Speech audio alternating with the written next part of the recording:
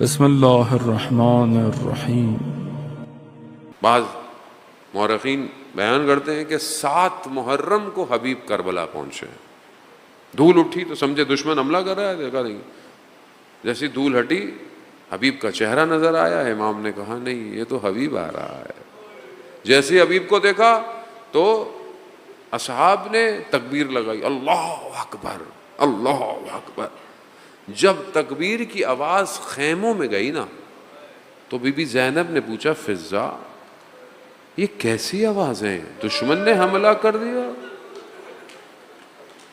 جناب فضا باہر آتی ہیں، دیکھتی ہیں آ کر کہتی ہیں اے دختر سیدہ حبیب آئے ہیں۔ بس یہ سننا تھا تو بی بی زینب نے کہا کہ حبیب کو ہمارا سلام پیش کر۔ اللہ عزیزاران محترم، جناب فضا باہر گئیں، کہا اے مظاہر کے بیٹے خوش قسمت ہو تم، علی کی بیٹی سلام بھجوا رہی ہے۔ کہتے ہیں حبیب نے تماچے مارے کہ غلام، اللہ اکبر اللہ اکبر، امام نے پرچم دیا حبیب کو۔ خدا آپ کے گریے کو قبول کرے۔ ایام ازاں ہیں، جتنا موقع ملے گریا کرے، جتنا موقع۔ یہ گریا صرف اس دنیا میں ہے اور نہیں ہے، جو چلا گیا وہ گیا، وہاں اس گریے کی جزا ہے، گریا نہیں ہے، نہیں ہے گریا۔ جو جتنا رو سکتا ہے رو لے، نہیں پتا۔ میں تو اپنی ذات میں بہرحال خود گرفتار ہوں، پریشان ہوں، دبا ہوا ہوں۔ کبھی کبھی انسان اپنے آپ کو دیکھتا ہے نا، سکین کرتا ہے، کیا چیز خالص ہے؟ کچھ خالص سوائے گریہ امام حسین کی، وہ بھی اگر قبول ہو جائے کچھ خالص نہیں ہے، سب کہیں نہ کہیں ملاوٹ ہے۔ مگر کہوں گا یا امام حسین میرے ماں باپ آپ پر قربان ہو، بچپن سے رونا آپ کے وجود کی وجہ سے۔ حبیب آئے۔ عزیزاران محترم، 2 قطب ہیں اصحاب امام میں، ایک حبیب ہیں کہ جو اصحاب کو لے کر، ایک جناب عباس ہیں جو بنی ہاشم کو لے کر چل رہے ہیں۔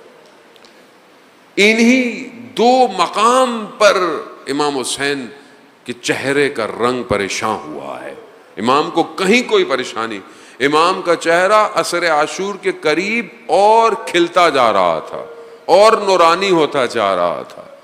لیکن 2 جگہ بیان کرتے ہیں کہ امام کو ظاہر ہے، ایک جب حبیب گرے ہیں لیکن امام نے اظہار نہیں کیا، لیکن جب جناب عباس گرے تب امام نے کہا انکسر ظہری، میری کمر ٹوٹ گئی۔ عباس یہ جب دونوں کرے، ان دونوں نے امام کو،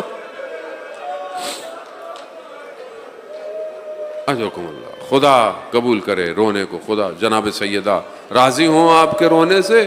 روز عاشور آئی، بس چند مراحل اور آپ سے التماس سے دعا۔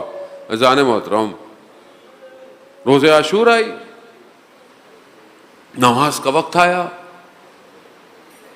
نماز امام نے کہا کہ مہلت مانگو، فرصت مانگو کہ جنگ رو کے ہم نماز پڑھیں۔ حبیب گئے فرصت مانگو، انہوں نے جواب ایسا دیا، حبیب کا دل، حبیب فقیہ تھے، جانتے تھے، کہا مولا آپ نماز قائم رکھ رہے ہیں، ہم لڑیں گے، پھر نماز ختم ہو جائے گی، دوسرے لوگ لڑیں گے۔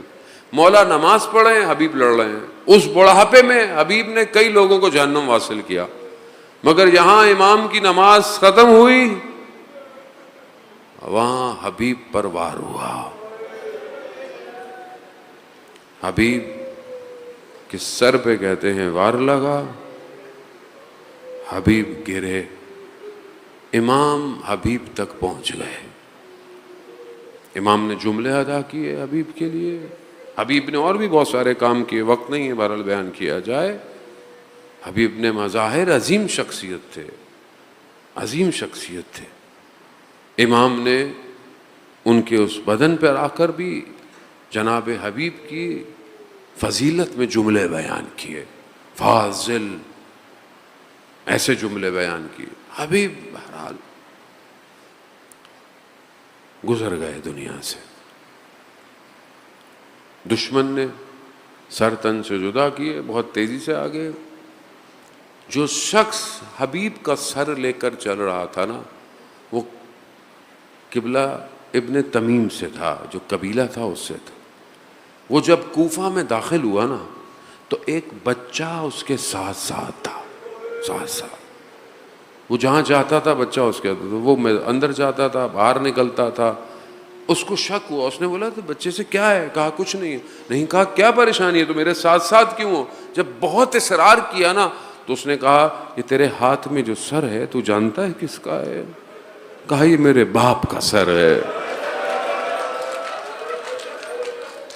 بس ایک جملہ کہوں گا، سن سکو تو سنتے رہنا، جب یاد آئے تو روتے رہنا.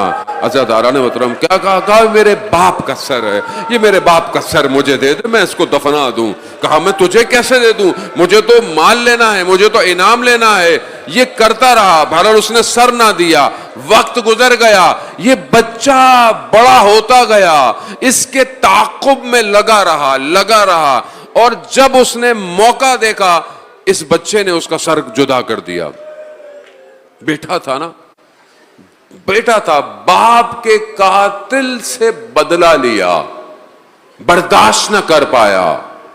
میرا سلام ہو سید ساجدین پر جو کربلا سے کوفہ، کوفہ سے شام تک چلتا رہا اور باپ کے، بھائیوں کے، چچا کے قاتلوں کو دیکھتا رہا.